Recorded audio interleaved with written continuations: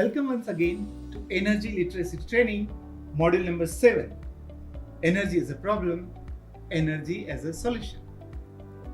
So first of all, let us establish this idea, how come energy can be taken as a solution? And so far, we have been seeing energy as a problem. And why energy is a problem? Because there are two factors that are affected by use of energy. One side there is a growth, and other side there is a climate change. Which energy we are talking about? We are talking about fossil energy. We are using 80 to 85% of our energy requirement through coal, oil and gas. And that is where the problem is. So one side we need more and more energy for the growth, because all our production and GDP and health and education and income, everything is correlated with energy. So more the energy use, more the growth. But on the other side, more the energy use, there is a more climate change, because all these carbon-based fuels, coal, oil and gas, results in carbon dioxide emission, and carbon dioxide emission causes global warming and climate change. So these are two opposite problems. How do we solve it? Should we increase energy consumption or should we decrease energy consumption?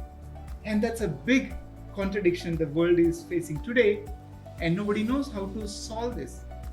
And I keep saying that anybody who solves this problem should get not just one Nobel Prize, but many Nobel Prizes. Well, the problems of using coal, oil and gas are many, just not one. Number one, that coal, oil and gas are not equally distributed on the planet. There are few countries which has most of the coal, oil and gas. And therefore, what happens? All other countries have to import it. And for import, there is a dependence. Dependency in terms of money that you need to spend. Dependency in terms of geopolitical activities. Sometimes your import can be affected by some other factors. So that's one problem of coal, oil and gas. Secondly, the coal, oil and gas are very finite sources. They are not infinite. And human life, we want to be infinite, right? So we will run short of coal, oil and gas some point of time. And that time can be 30 years from now, 50 years from now, 100 years from now, 150 years from now. But they are not infinite. So therefore, the wisdom lies in the fact that to depend our lives on the sources of energy that are infinite, because we want human life to exist on this planet all the time, isn't it? And the third problem, as we already discussed, of using coal, oil and gas is that it results in global warming. So that is why I say energy as a problem. Our current energy usage of coal, oil and gas is a problem. This problem is very well spoken out by the Prime Minister of India, Honorable Shri Narendra Modi, when he spoke on Independence Day on 15th August 2021. He talked about the need for India to become energy independent. And why? Among other reasons, one of the major reasons is that we spend a lot of energy, 12 lakh crore rupees to import our energy needs. So let us listen to him. Bharat आज energy independent नहीं है। भारत आज energy import के लिए सालाना 12 लाख करोड़ रुपए से भी अधिक खर्च करता है। भारत की प्रगति के लिए, आत्मनिर्भर भारत बनाने के लिए भारत का एनर्जी इंडिपेंडेंट होना समय की मांग है, अनिवार्य है। इसलिए आज भारत को यह संकल्प लेना होगा कि हम आजादी के 100 साल होने से पहले भारत को एनर्जी इंडिपेंडेंट बनाएंगे। So the use of energy is also a problem, but we cannot live without energy. We need energy to run our lives, isn't it? So therefore, we need to really think of an alternative way of generating and fulfilling our energy needs. There should be some other form of energy source that we should use so that we can continue to generate and fulfill our energy needs. Well, what could be that ideal energy source? Well, as simple, whatever are the problems of the current energy source, the ideal energy source should solve it, isn't it? So, what are the problems? Current energy source is not clean, it results in a pollution. So, therefore, ideal energy source should be clean source of energy. The current energy source is not available everywhere, and we have to depend on import, and therefore, ideal energy source should be available everywhere. The current energy source, we cannot generate it everywhere. We cannot have coal power plant everywhere. We cannot have the oil power plant everywhere. We cannot generate our own coal and oil. And therefore, the ideal energy source should not make people dependent on the energy import. It should be available everywhere. And the current energy source is not going to last forever, and therefore the ideal energy source should be lasting forever. So this should be the characteristic of a new energy source that we need to shift as quickly as possible. As I shown in the last module, that the climate clock is ticking and we are running out of time. So let us take an example. What possibly could be the ideal source of energy? Well, I think there should not be any second doubt that the sun or the solar energy should be that ideal source of energy.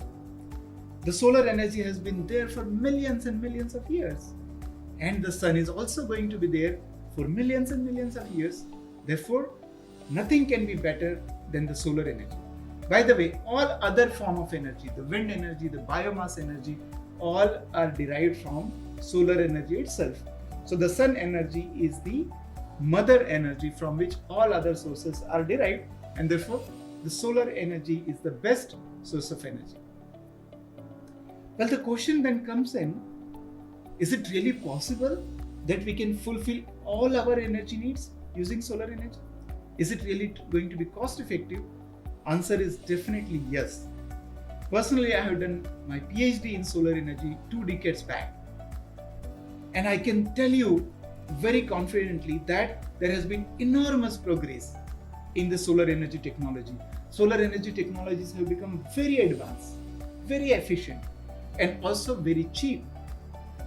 Everywhere in the world, the solar electricity today is cheaper than the coal-based electricity, or almost competing.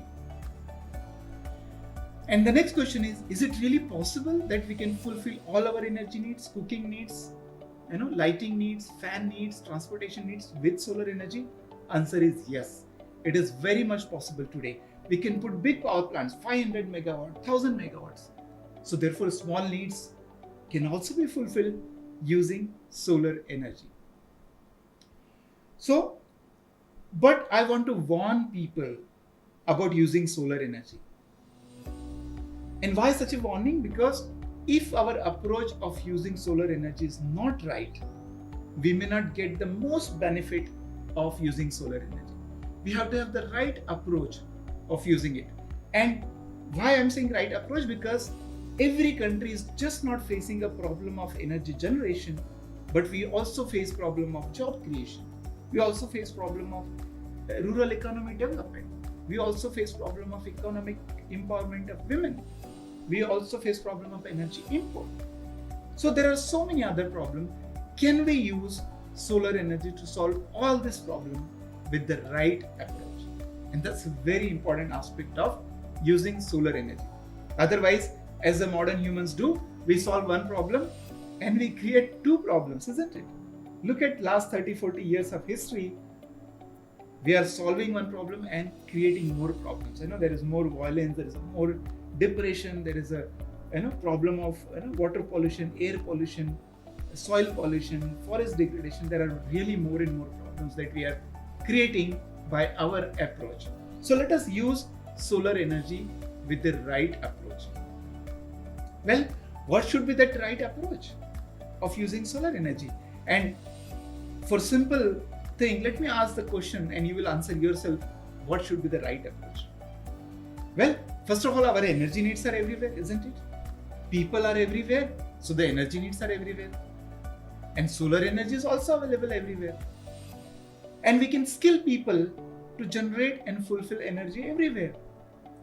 And therefore, if I ask a question, what should be the right approach? Where should the energy generation should take place? Of course, everywhere, isn't it? Because people are everywhere, solar energy is everywhere, people can be made skillful everywhere, and therefore generation should happen everywhere.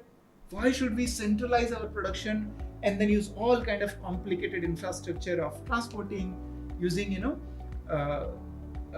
substations and transformers and transmission lines and distribution lines and all kind of things? No, let us generate energy everywhere, because people are everywhere, needs are everywhere.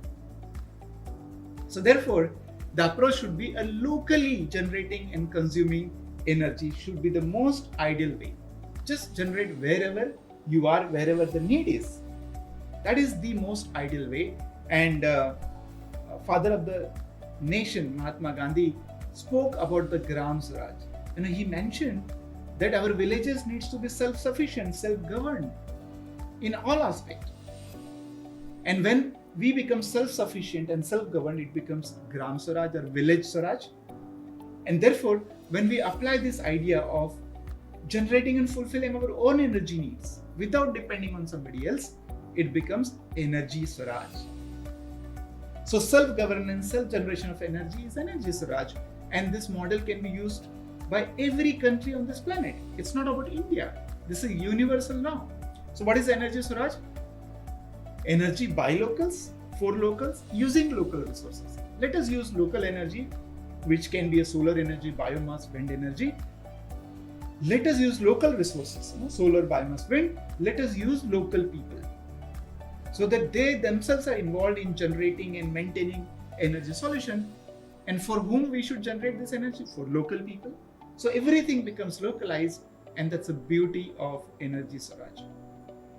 I believe that this way of doing locally generating and fulfilling energy needs can solve many problems. It is not only the problem of energy generation and consumption, but it can solve problem and make people energy independent. It can make states energy independent. It can make countries energy independent. Isn't it a great thing to happen? It will result in a job creation. It will result in skill development. If the money circulates in a local economy, because there is a local generation and consumption taking place, it will strengthen the local economy, the rural economy. It will save governments from spending lots of money in energy import. And beyond all this thing, it will help in mitigating climate change. Well, I hope you got the whole idea that how energy or how solar energy can be part of the solution. So after knowing that solar energy can be used as a solution, my typical question, what comes in your mind? You feel good about it or you feel bad about it? Whatever it is, just observe yourself what comes in your mind.